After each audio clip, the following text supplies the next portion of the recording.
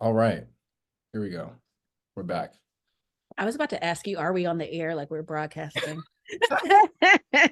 Oh man, ladies and gentlemen, welcome to another episode of Neptune Sunday. It is the end of season three. It's time for our 2023 recap. It's your boy V Moss, partner in crime Bogue. What's good? I can't believe we've been doing this for so long. It seems like not that long. Right. It's dope though. Happy Time, to be here. time flies, man. Time flies. Time flies. You good? I know you've been sick. You all right? You feeling better? You know what? I am so much better. I had a little burnout that I think the forced rest helped out.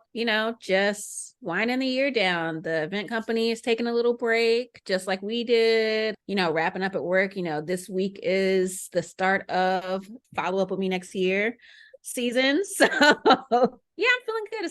It's the holiday season. Yeah, man. So this is our first time being back together since we recorded Corey's episode, which was back in August. But as everyone who follows us and pays attention to what we got going on knows, we took a intentionally unintentional hiatus where we both were dealing with some sickness. We both have been a lot going on with work. For those of you who know, I changed jobs, changed cities, all that good stuff. But we back and we are here to wrap up 2023, put a bow on it. Yeah. So let's get into it. Let's first off, obviously, the podcast is what it is about Pharrell, the Neptunes, and the music. So let's just start there. Yeah. Pretty active year overall for P, and, Absolutely. and even active for Chad.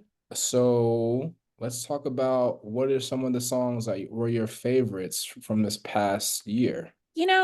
I actually had a really hard time. Like, I sat down. In case you guys don't know, Vaughn so diligently puts together like a playlist of all the new songs that I get to just like sit back and enjoy.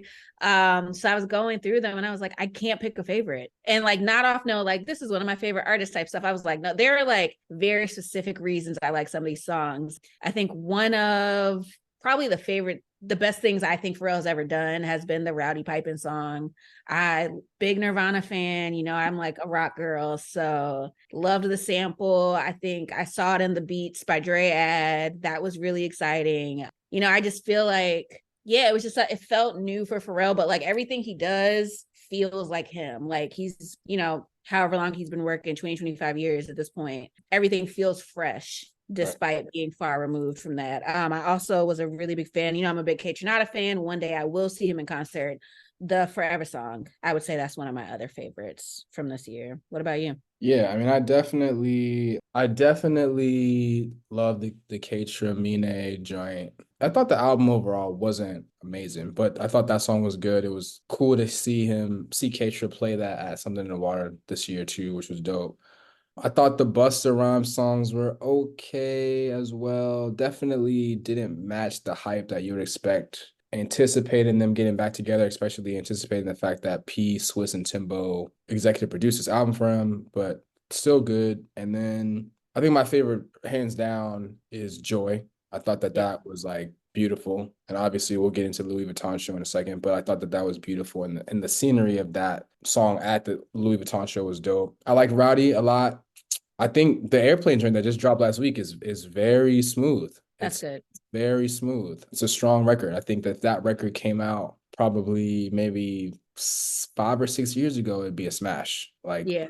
I think overall, right? I think that the songs were what they were. They're still good. It's still P. Like whether you just have to the expectations I think are different. And I think that it's still like good vibes. And we talked about Corey, the concept of high mid, which I think is kind of like where this kind of stuff is, right? For our favorites. I mean, they're not gonna be doing things at the level that we think that we hold them to just because of the nostalgia and how crazy some of that stuff was, but it's still good music. I thought that those were my favorites. I thought overall like there were some highlights. No lowlights. I think No, they're yeah. yeah. I absolutely agree with that take. I think I felt a little bit more favorably about the Busta songs, Mm. but I will also say I think it's an interesting shift. Like we talk all the time about, you know, the regular family faithfuls, the Jays, the Busta, that kind of thing. But to start to see new people incorporated, like we talk about Tyler all the time, but I feel like he works with Cuddy a lot. He started to work with Travis a lot, who Mm-hmm. I'm also a big fan of, and I love the stuff that he's done with Travis. And so like Travis is a little bit of a younger guy, and I think he has more of a more modern sound. So like it's always fun to hear what P can do with those kind of artists, as opposed to like the people that we're like we do have those kind of expectations for because they're like classic artists in our eyes. But Cuddy, Travis, they're making names for themselves. Like they are, you know, legendary in their own ways coming up. So it's just always nice to see like those relationships continue to be formed with P. Yeah, and the big question is like this was supposed to be the year that this Friends Volume 1 album dropped that he teased in the Rolling Stone interview. So I'm like, P, where's it at? Like I thought it to me in my mind, it made all this. And you know, we always have this conversation too when I think about how I envision stuff on a mass outrageous scale from my marketing outrageously brain where okay cool it's 20-year clones which we'll get into a second so yeah like this is your new version of clones you need to drop it this year and you're gonna have everybody come out of something in the water and do all these songs and I mean he did like ASAP did Rowdy at something in the water and I was like Yeah. it didn't move me because I didn't know it was a song but now if I hadn't heard it anyway missed it's a miss but maybe there's reasons for it that we don't know hopefully it comes in 2024. I hope so. I think the other challenging thing that I don't know that we've talked about in this space, but like with the way that we consume media is just so different. Mm-hmm. I think over time, music has become less concentrated. So, like at first, you're getting the new songs on the radio, everyone's hearing them, everyone's aware of them. A lot of music that comes out now, I may not hear it for months, whereas somebody else has heard it, you know, 6 months ago, that kind of thing. Or like I heard it first because I was looking for it. So it's harder to get that excitement in the same way because there's so many different people. And like I love that. I love that people are able to like get their voices out. And there are more people for people like P and Chad to work with, but you definitely aren't having that same kind of build. Yeah. So Yeah, we'll for see sure. how things develop. I just don't want to see it go the way of the Chronic too, you know. Yeah. Before we leave the music, just to shout out Chad. Super excited to see the work Chad did with fellow Virginian Lex Luger that got placed on the Good Burger 2 soundtrack. So Chad's still out here. Shout out to Chad. We love Chad.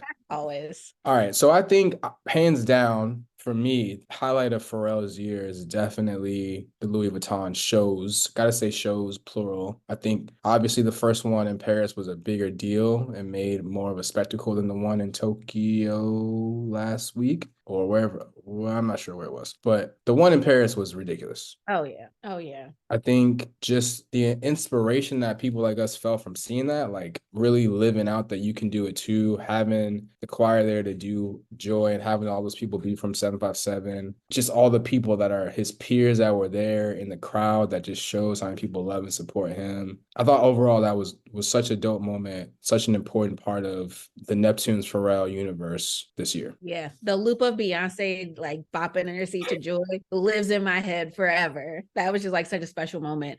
And I think you're absolutely right. And like, you know, there are artists who we've known for years, and like not to say that like their accomplishments aren't valuable, but also like there are so few people who break into fashion in this way and have like the reach that Pharrell does. And I mean, I think a good example is like even taking a look at Kanye. Kanye is like a much more abrasive personality, very talented, but I think that personality has kind of gotten in his way in a lot of spaces. So to see these doors open up for someone like Pharrell, who, you know, has, from what we can tell, a really humble spirit, is really a joy to see. And it's, like you said, it's really inspiring. And I think like just it was such a cultural moment, right? Like the Jay-Z performance afterwards was crazy. The moment between Jay-Z and Tyler with the jacket was, you know, peak our worlds all colliding, right? Like this is Hove and you know, Hove's connected to Tyler because of P and T is P's kid and like all that kind of stuff was just dope. Obviously,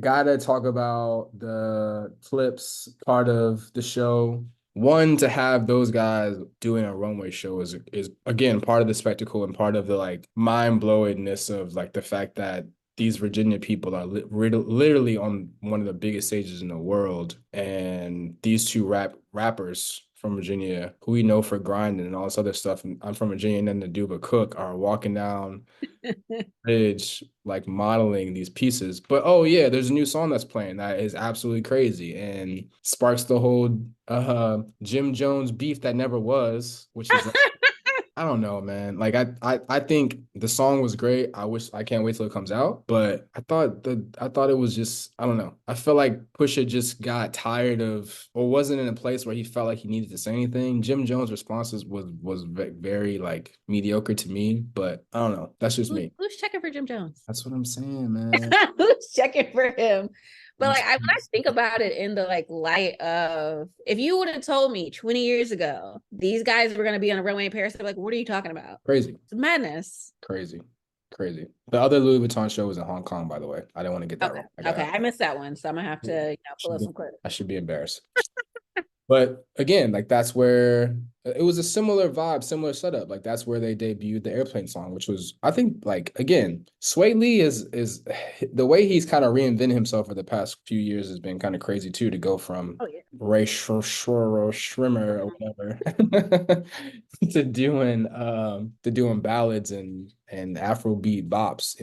Yeah. Is dope. He's had some dope cuts. Yeah. So not mad at it. All right, so a huge part of our show is we like to celebrate anniversaries and big moments in the Neptunes history. So let's just run through a couple things that we did celebrate this year. First thing I'm going to start off was back in February, we celebrated the 5th year anniversary of Man in the Woods. I will say that I have a new respect for this album. Vogue would say That my opinion gets worse every time you bring it up. So that's all I'm gonna say. oh man. Okay. And then 10 years for Blurred Lines, which we talked about uncomfortably. One thing I wanted to bring up, so for those of our fans who listen on Spotify, make sure that when you listen to episodes, you participate in the polls. So Vogue, the poll question for the episode on Robin Thicke and Blurred Lines was do you still listen to Blurred Lines? Yes, hell no, depends on the setting. What do you think people felt about this question? I'm gonna guess that everyone voted depends on the setting. 50% of the responders said it depends on the setting, which I think it's yes, because We're it picking up the same tone we had on that episode. yes. Yeah. And I don't want to, I don't like, we're just going to stop here. But that, I think that's telling. And it also fits the vibe of the episode where it's like, we can all step back, Pharrell and Robin Thicke included, and say, yeah, we probably shouldn't have done that. But also realize that in the moment, that was a good ass song. Yeah, it's complex. Yeah. We all bopping, Life is complex. isn't it? All right. 15 years, we celebrated Seeing Sounds. I think I have this ranked number 2 nerd albums. What do you have it? Do you have it? You had it 3 or 4. I did. It's definitely at least 3. Okay. And I'm gonna take a wild guess that it's probably 3. I think I talked about this. Actually, I'm sure I shared this on the pod before, but I went to an album discussion for this album celebrating the anniversary, and that was really fun. But I really didn't see it for this album at first. And I think it's just like it really stayed with me over the years. Like, we talked about our favorite songs and stuff like that. So like even though I didn't respect it at the time, I feel like it's a lot more formative in my taste than I thought it would be. Seeing Sounds, I think when you have that conversation about the nerd albums, 1, 2, 3, kind of depending on who you are and when you came to be a fan or what place in life you were when those albums are out, like you could put those in any order, 1, 2, 3, and probably not be wrong. Right. And then 20 years, we celebrated 20 years of the Black Album with my brother Justin Tinsley last month, or no, earlier this month. Obviously, we all agree that this album gave us the best Jay-Z Pharrell Neptunes collaboration and Allure. Yeah, so I also like I gotta be super aware of this, and I mean, part of me cares, and part of me doesn't care, but we do a lot of Jay-Z talk on this show, and I think that that's okay because it's just how important he is to the music and the culture, but also specifically to the Neptunes universe. So never mind, I'm not apologizing. Okay. I was like, what's the beef? I also listened to Allure like 2 days ago. So amazing song. It's an amazing song. Okay, so then let's talk about a few of the anniversaries that we missed because we had a lot of shit going on and we didn't have time. So Let's start off with one that I know is going to be near and dear to Vogue's heart. 5 years anniversary for Ariana Grande's Sweetener album. Criminally slept on album. Criminal. I feel like no one was expecting that from Ariana. They were not expecting her to work with P. I don't think they realized. I just mentioned, the way that we consume music is really different than it used to be. So maybe that's how it flew under the radar. But I'll never let that album go. It's a banger. Yeah, I actually really like the Neptunes. I honestly have never listened to it in its whole like one through whatever tracks. I've only listened to the Neptune songs. I like all of them except the Nicki Minaj one, and that's Yeah. a whole nother story. But Borderline with Missy is dope. REM is dope. Blaze is dope. The simplicity of Get Well Soon is dope. The trap bass line on Sweetener is crazy. So shout out to P for that. I think so. Here's a question. Before we started recording, we were talking about potential topics for season 4, and we realized there's been a lack of R&B discussions. But my question to you is, when we have those R&B discussions, does Ariana Grande's work on Sweetener fall into that, or is she into the pop discussion? As a Maybe hold that thought. Maybe hold it. Maybe we'll hold that for later. Maybe I feel like I'm glad you stopped me because I was about to go off. I feel like we could go on a whole rant about that. Let's just save that. Let's save it. Let's save it. But that's a question for you guys to also be pondering for future discussions. I got a lot of thoughts. Just quick answer. Yeah, quick answer. Don't go in depth. Just say R&B or no. R&B. Okay. Okay. Okay. Okay. Okay. I can't wait. I can't wait. Okay. All right. So 10 years. Just this past week, Beyonce's self-titled album dropped, which we covered those songs from that album that were produced by Pharrell and Chad on episode 19. But still dope. Had to mention it just because this is a very Beyonce heavy year. We gave a lot of love to Beyonce. Both of us went to go see the Renaissance in person. Kia and I actually last week went to go see Renaissance in the movie theater. So we paid to watch the show, and then we paid to watch us watching the show at the movies. So Beyonce is just like stole all of our money this year. Isn't So that wild how that lady has us like that? it's Because crazy. I was in the movie on opening weekend. It was crazy. Right. It was quite crazy. And I talked about this with Kia when we left. Like, I appreciate two things. The first thing, in my old age, I think that's what it is. I'm gonna chalk it to old age. And I had this conversation with my boy Steve. Shout out to Steve. We'll mention him later too. And he made me feel better about it. Is that in our old age, it is easy for us to get choked up about anything, good Yeah. or bad, good or bad vibes, happy, sad, holding back tears. And there are a bunch of moments watching the fucking movie that I'm just like, because I appreciate all that she puts into it, because that's part of, my career, like putting together events and marketing and stuff. Like, that shit takes work. To see her talk about all the stuff that goes into it and how much she had to practice, and, the preparation goes into it, to have this conversation with the people when she's telling them, well, I need a screen that's this big, and then telling her that it doesn't exist, or like there's other things where she's making suggestions she's like no one's listening to. Like, I deal with that all Yeah. the time, and I'm just like, yo. But then from the that was the two things combined, is one, the holding back tears part, and two, the appreciative part. But like, back to the holding back tears shit, like when Blue came out and hearing that whole story My about how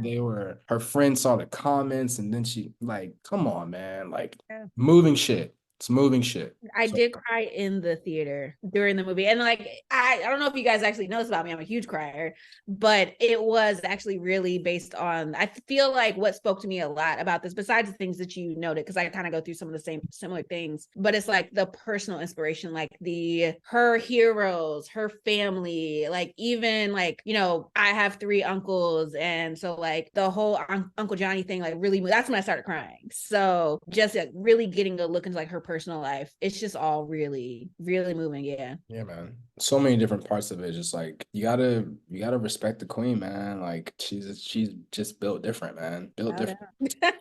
All right, so 15 years anniversary of Common's Universal Mind Control. So, couple thoughts about that. Co-executive produced by Kanye and the Neptunes. Did not realize that this album was actually nominated for Rap Album of the Year in 2010, and it lost. You ready for this? Oh, It lost to, hold on. Let me look at who else was in the category, and I'll tell you who it lost to. So oh, Grammys 2010 Rap Album of the Year. Okay. So the Grammy Award for Best Rap Album. The Grammy Award for Rap album of the year 2010. The nominees are Commons, Universal Mind Control, Flow Rida, The Roots. Well, I don't, ROOTS, I guess. Most Defs, The Ecstatic, and Q-Tips, The Renaissance. But the winner was Eminem's Relapse. Can you name any songs from that album? The only No. right. The only song that I recognize, the Relapse was re-released with some bonus tracks called Refill, and that has the joint from the LeBron movie with Drake, Kanye, and Lil Wayne. That's the only song I know, but that's not even on the original album. You're speaking French to me right now. Okay. I also, if any of you are local to this area and you came to one of my bracket events, you will also know I have a secret beef with Eminem. So that has just been further by that realization. Listen, man, like I don't hate Eminem. Early Eminem, like I even have a playlist for old Eminem. Like I was appreciative, but like after probably like 2003, 4, maybe I lost touch with like it just the fact that I don't know that one over those is rough. But Yeah, Grammys, not a good track record. So we can just yeah, yeah. punch But up low. overall, the point is Universal Mind Control was a good album. Neptunes has 7 songs on there. The song announcement features a very strong rap performance by Pharrell that actually was part of the bracket from this year, which was dope. But yeah, man. Yeah, poor Common. Yeah, I Poor mean, Common. Okay.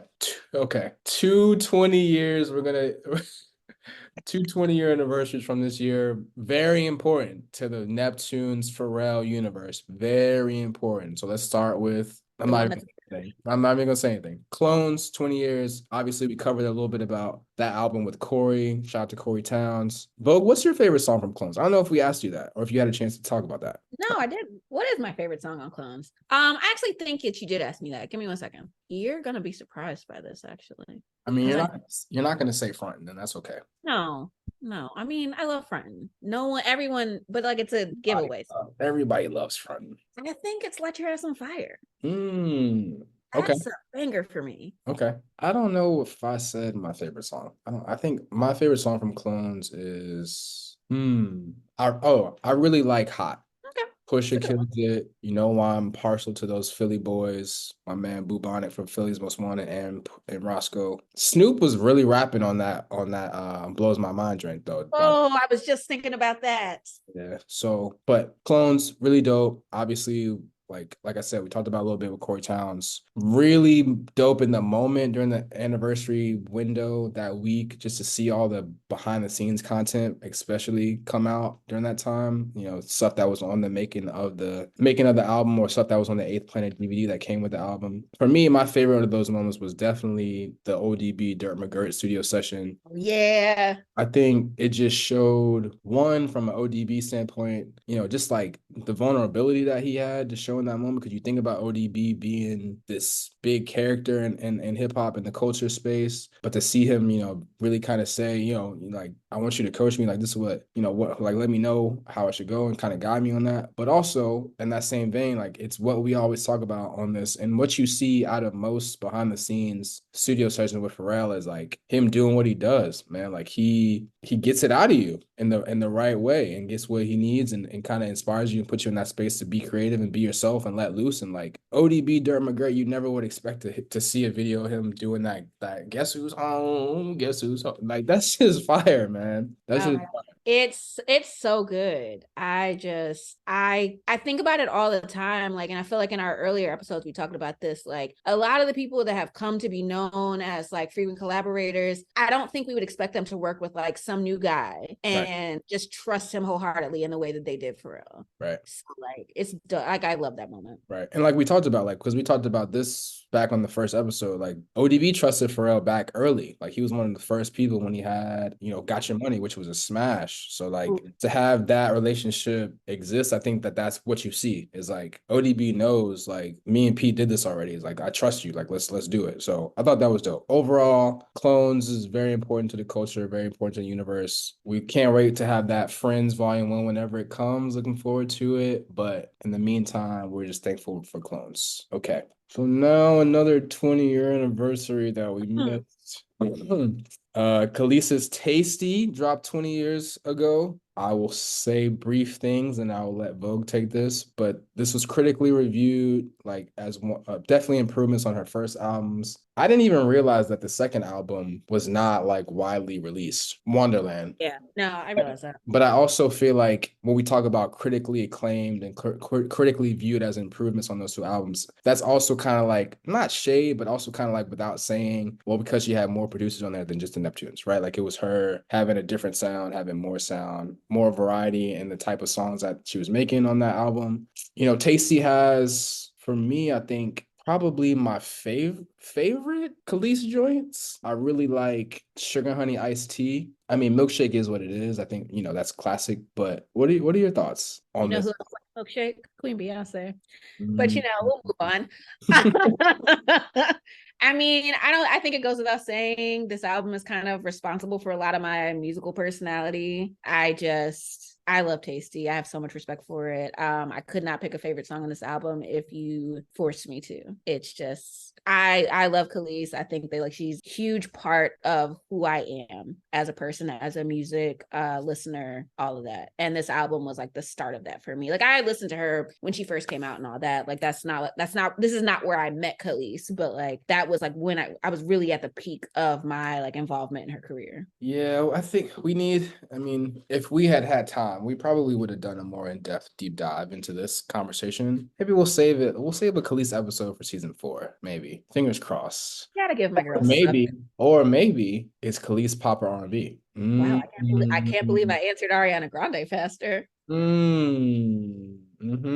Can I No say commentary. Just neither? pick one. No, what is that? No, no, no, no, no, no, no, no, no, no, no. No way. If you're making me choose between those two, it's pop. So you're telling me that Khalees Hey, is less R&B than Ariana Grande? exactly what I'm telling you. Okay. Or No, no, no.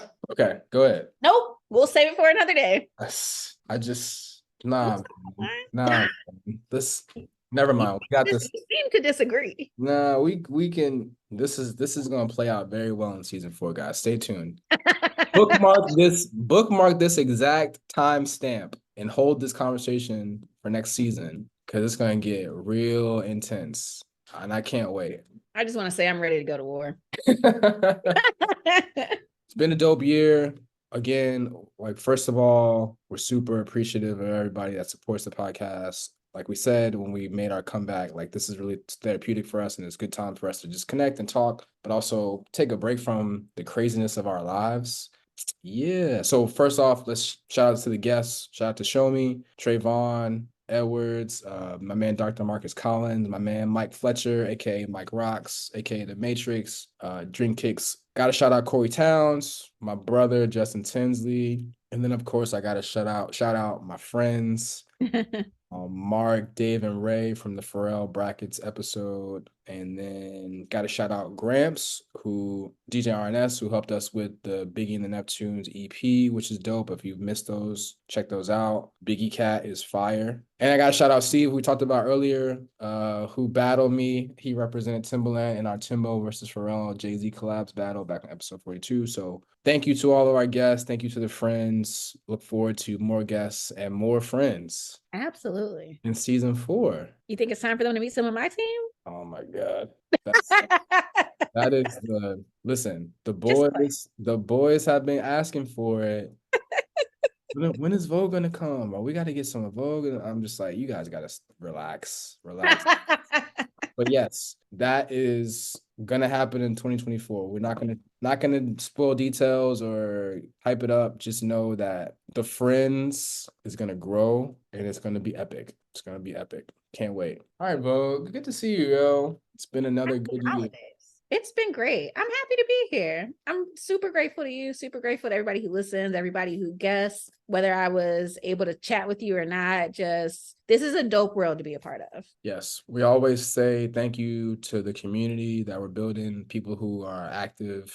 You know, if you're just listening, that's one thing. That's great. We appreciate you. But if you're active on social and doing polls and interacting with us, DMing, asking questions to the accounts, that's dope. So we appreciate everyone who supports the show. We are really excited about season 4. Don't want to talk too much about it because if we get your hopes up or we make you promises and then we both have to go on a hiatus again, like we'll be mad and you'll be mad. So all we're gonna say is just stay tuned and we will catch you next Neptune Sunday in 2024. Happy New Year, everybody. Peace and love.